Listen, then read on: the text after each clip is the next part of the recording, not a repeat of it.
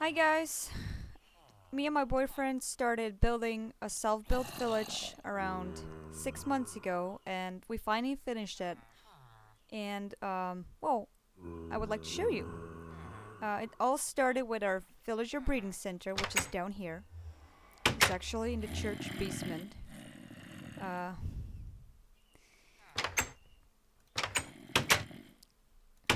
we initially got around 10 villagers from the overworld. We transported them on minecarts to the net through the nether to this breeding center, and we had them breeding because we traded with them. And the first baby that popped out was a farmer, which is great, obviously, because he started farming right away, giving everyone potatoes and wheat, and they started breeding like crazy. And when we had close to 30 villagers up here, we actually built this villager transportation over here, which is very convenient because if you have a lot of villagers down here, you put them on a minecart and you give them a little push, and up they go. And they come over here, which is the train station slash town hall. So we had them all gathered here, close to 50 in the end. And it was the doors weren't open for them yet because we weren't sure if the village was actually safe for them to walk around in. And when we were sure it was lit up enough, fenced off everywhere properly, we opened the doors for them and unleashed them. And well, this is it. This is the village. As you can see, they're not huddled up anywhere. They're not huddled up in any, like, all together in one building. They're actually roaming everywhere. It's really fun to watch. We have like these little weed patches everywhere, so they can just farm. We have little animal pens. We got bunnies hopping around. This is actually the church. Um, and if you go in here, well, this is the nether portal that we transported them in, and this is the basement where we store some stuff. And well, down there was actually the breeding center. Oh, there's a little talk over here. Um, and this is actually where the breeding center is. Like down here. As you can see, we had to build this tower over it to make it look nice, and this was a necessity because this gives the doors daylight, which they need because else it won't count as a village or as a building, basically. Anyways, the whole village is fenced off, as you can see. Uh, so they could just roam around everywhere safely. Well, it's safe for us too, so creepers and zombies can't come in. We never had a zombie siege, which is great, obviously. Well, this is the town square, and they're going in and out of all the houses. At night, these houses are packed because it's close to the breeding center, which for some reason they feel safe to be there. But most of the houses are filled at night, actually.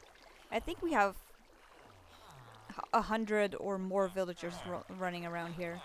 You can actually tell because of the iron golems. We have so many iron golems running around, and you get an iron golem for every 16 villagers, so it's probably 120 villagers or something. That's our windmill. I'm from the Netherlands, so you kind of need a windmill then.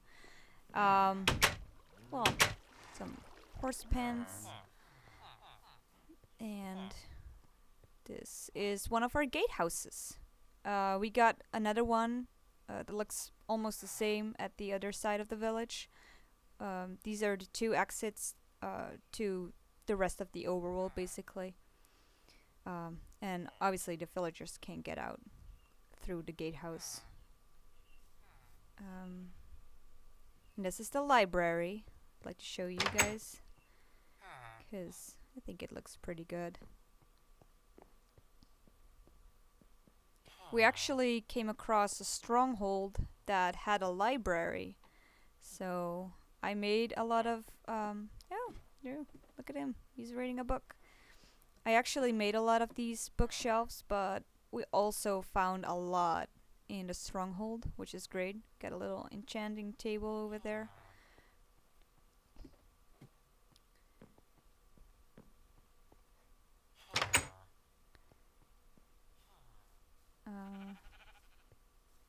Well, I'll just walk around the border of the village for a bit so you can see how big it is.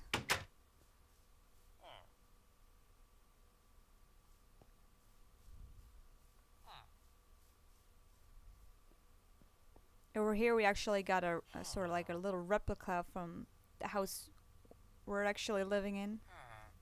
And here is our greenhouse, which is pretty nice because of the stained glass. Oh, this is our castle. I'll show you guys that later. This is the barn.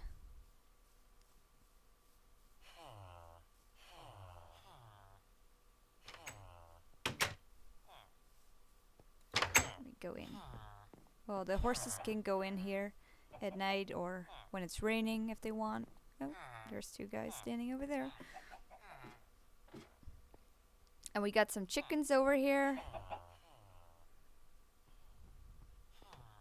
Little lookout place. In there you can actually see the second gatehouse. What's this doing here?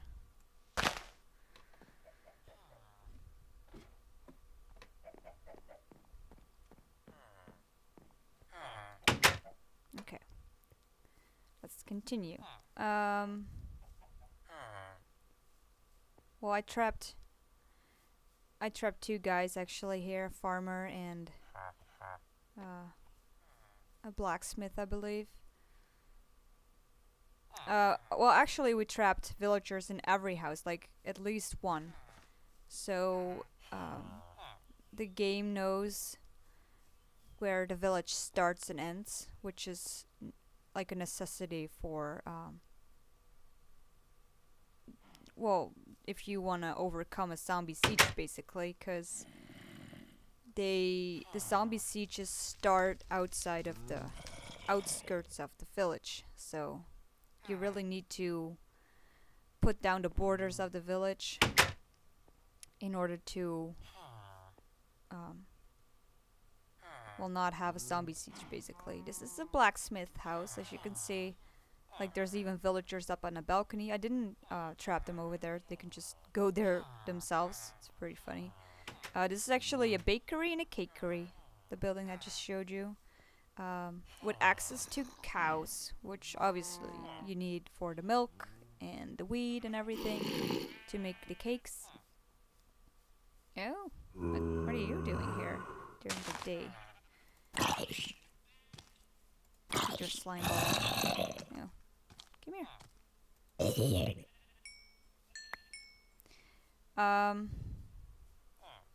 Well, this is almost the end of the village.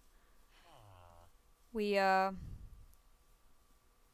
it here because I'm not sure if the ocean is safe for the villagers to walk around in. They'll probably like drown themselves or whatever. They're not that smart. We had to actually foolproof this whole village because these guys are suicidal, basically. This is the second gatehouse. As you can see, it's exactly the same, only the colors of the clay is different. So, well, they can go in, but they can't go out because of the fence here. It's another entrance over, like a little. Well, this is the town hall again, as you can see.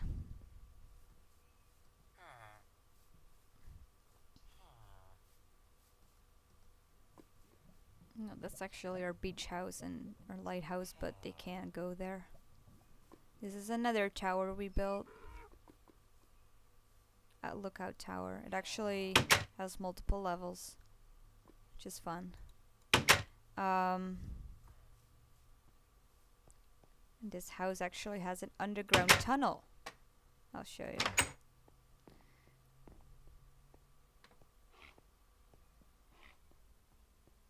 The villagers can just walk around here, but they can't go down there because we have an iron door with a button here.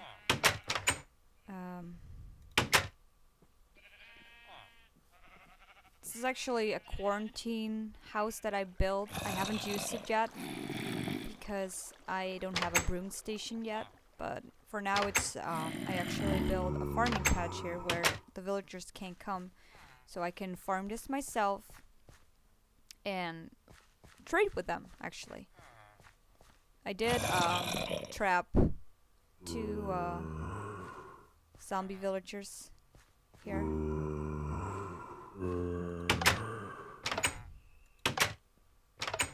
To cure later on when I do have a broom station. And oh yeah, the castle, of course, to show you the castle. Well, once again, as you can see, they're just all the villagers are just roaming everywhere. They're not huddled up in 1 or 2 buildings, which is great. It actually that was one of our concerns because you read that they do tend to huddle up a lot, which would take the fun out of this whole village if they were just stuck in 1 or 2 buildings. But well, it did take a long time, probably like 30 nights, for them to actually spread around the whole town. And but eventually they did, which is great. Well, this is the courtyard.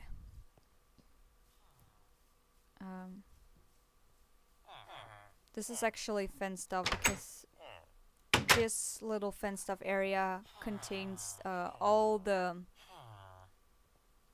jobs that all the villagers can have actually. So it's a toolsmith, armor, blacksmith, butcher, like what's this guy, leather worker, Fletcher, armor, which is nice to know if you want to trade with them. And you're looking for a butcher or whatever, and you want to actually continue trading with them, you'll know where to find them. That's why I did that. Well, this is the little groundskeeper's house, so this is all for them. They can actually go in these doors too. Sorry. And they can actually visit the horses, but not this one, because then they could get out again. Close that door.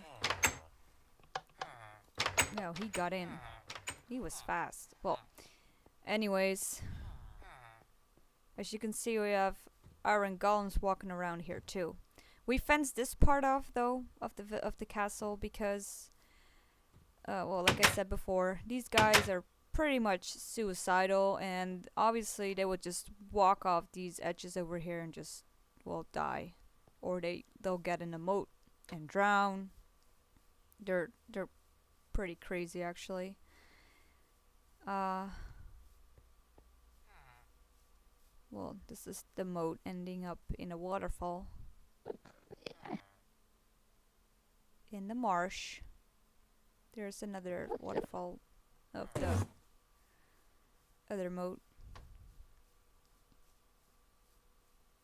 I'll just go up that one big tower over there and show you. Now this is the castle. And got a little balcony over here. This is the back marsh.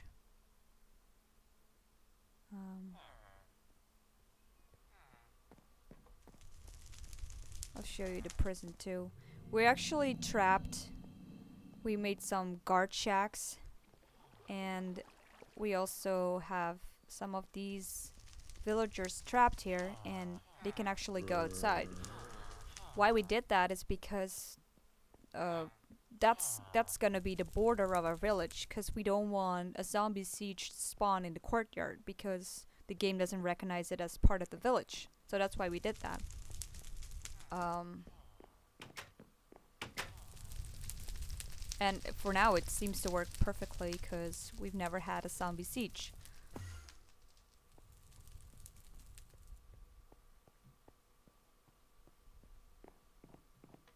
Luckily, because that would be a disaster if all the villages would be wiped out. That